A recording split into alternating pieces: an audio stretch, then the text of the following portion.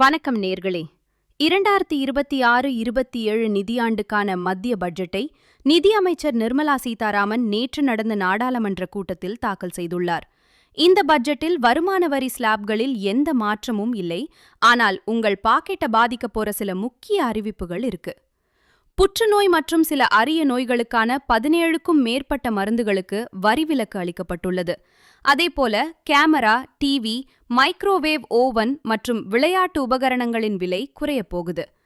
வெளிநாட்டு சுற்றுலா மற்றும் கல்விக்கான டிசிஎஸ் வரி 5% குறைக்கப்பட்டுள்ளது. ஆனால் கடிகாரங்கள், இறக்குமதி மதுபானங்கள் மற்றும் சிகரெட் போன்ற புகையிலை பொருட்களின் விலை உயருது. முக்கியமா எஃப்&ஓ வர்த்தகத்துக்கான வரியும் அதிகரிக்கப்பட்டுள்ளது.